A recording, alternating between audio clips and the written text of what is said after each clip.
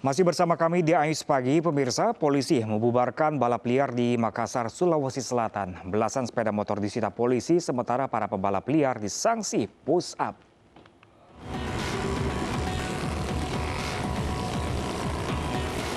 Polisi membubarkan aksi balap liar di Jalan Andi Pangeran Petarani, Makassar, Sulawesi Selatan malam tadi. Belasan sepeda motor disita polisi. Sementara itu, para pembalap liar ditangkap dan diberi sanksi push-up. Razia ini digelar atas pengaduan masyarakat yang resah akan aksi balap liar yang kerap berlangsung malam hari. Sementara melakukan aksi balap liar, jadi ada pun kendaraan yang diamankan. Pertama ada 4 unit, akhirnya kami serahkan ke Polsek Penakukan. Kemudian kami lanjut lagi dan terakhir di pertigaan Alauddin Petarani kami mendapatkan 5 unit kendaraan. Kemudian kelima kendaraan tersebut akan diserahkan di Polrestabes Makassar. Razia serupa akan terus dilakukan untuk menjaga ketertiban dan mengingatkan warga agar terus mematuhi protokol kesehatan.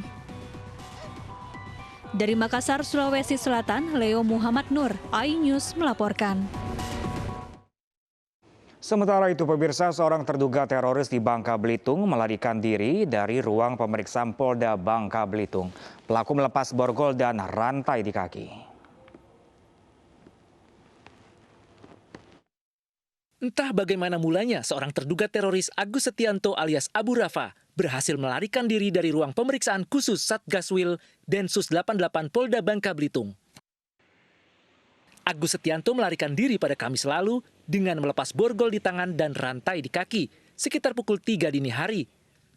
Padahal saat itu 4 polisi sedang berjaga. Dia diduga melarikan diri lewat belakang markas Polda Bangka Belitung yang masih dipenuhi semak belukar. Hingga kini polisi masih mengejar terduga teroris Agus Setianto alias Abu Rafa. Yang bersangkutan melarikan diri, dan sekarang ini dalam pengejaran, kan? Sekaligus kita pengembangan karena kan kerja teroris ini, kerja orang-orang seperti ini kan tidak kerja sendirian. Agus Setianto alias Abu Rafa merupakan terduga teroris jaringan JAD yang ditangkap tim Densus 88 anti teror di kediamannya Rabu lalu. Tim Densus juga menyita bukti 2 unit senjata api aktif dan ratusan amunisi. Dari Pangkal Pinang, Bangka Belitung, Haryanto, iNews melaporkan. Ya, pemirsa, tengah menimbang sabu di rumahnya, 3 orang pengedar narkoba di Kabupaten Tanah Datar, Sumatera Barat digerebek polisi. Saat akan dibawa polisi, keluarga tersangka menangis histeris.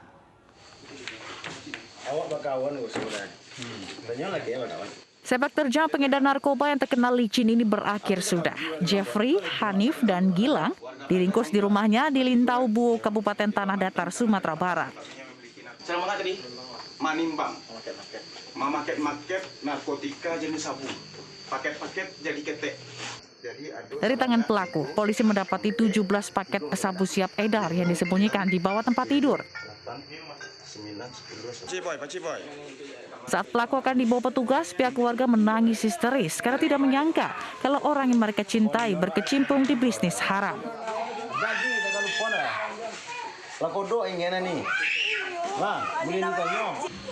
Kini para pelaku masih menjalani pemeriksaan di Mapolres Tanah Datar, Sumatera Barat. Dari Kabupaten Tanah Datar, Sumatera Barat, Agung Sulistyo, iNews melaporkan. Sementara itu, pemirsa, polisi membekuk seorang ibu yang menjual narkoba di warung miliknya di Kendari, Sulawesi Tenggara. Polisi menyita 14 paket sabu siap jual yang disembunyikan di antara barang dagangan.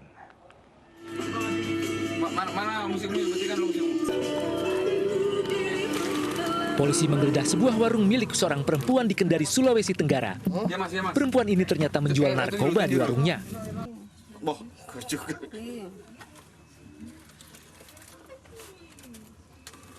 Setelah cukup lama menggeledah isi warung, narkoba ternyata disembunyikan di bawah lemari dagangannya. Ada dalam sini. Setelah mendapatkan barang bukti, polisi kemudian memanggil ketua RT setempat untuk menyaksikan penggeledahan.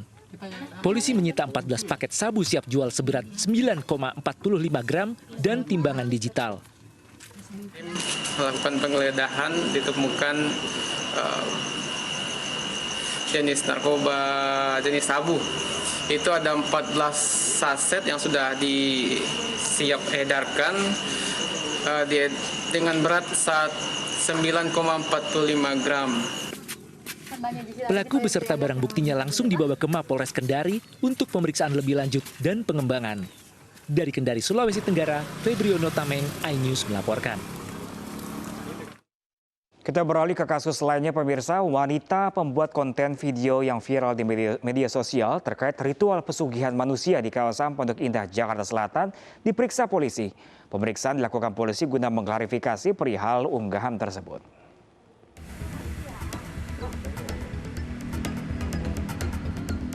Usai menjalani pemeriksaan oleh penyidik Reskrim Polres Metro Jakarta Selatan Jumat malam, wanita pemilik akun berinisial SR yang mengunggah perihal perhelatan sebuah acara dengan pesugihan manusia memberikan keterangan ditemani kuasa hukumnya.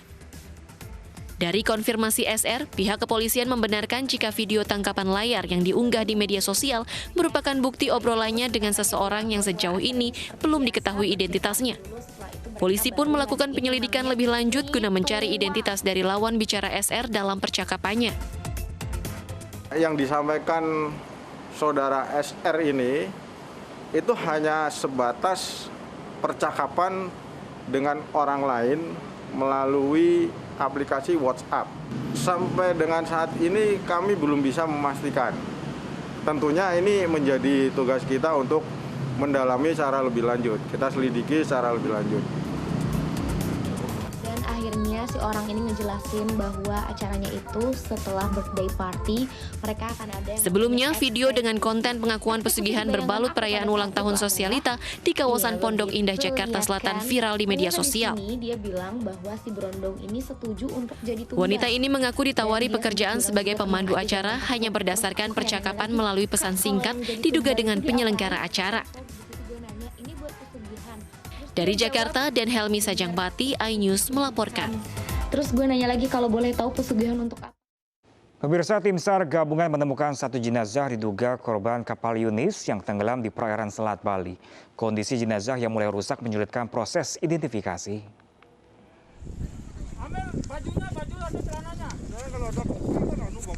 Hari kelima pencarian korban kapal Yunis yang tenggelam di perairan Selat Bali, tim SAR gabungan menemukan satu jenazah.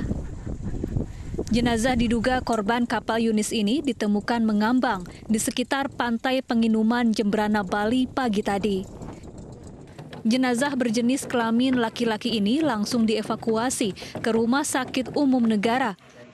Namun kondisi jenazah yang mulai rusak menyulitkan proses identifikasi. 3 minggu yang lalu kami dapat kiriman jenazah lagi satu orang aja. Untuk jenis kelamin atau ciri-ciri yang lain mungkin? Belum bisa kami identifikasi karena kondisinya kan rusak itu. Kami nanti menunggu tim dari forensik dari dan. Hingga kini tercatat 18 penumpang kapal Yunis dinyatakan hilang. Sementara itu 7 orang meninggal dunia dan 51 orang selamat. Dari Jembrana, Bali, Nyoman Sudika, iNews melaporkan. Pemirsa, Inggris memantapkan langkah ke semifinal Euro 2020 usai mengandaskan perlawanan Ukraina. Informasi olahraga selengkapnya sesaat lagi pemirsa, jangan kemana-mana, tetaplah bersama kami di iNews Pagi.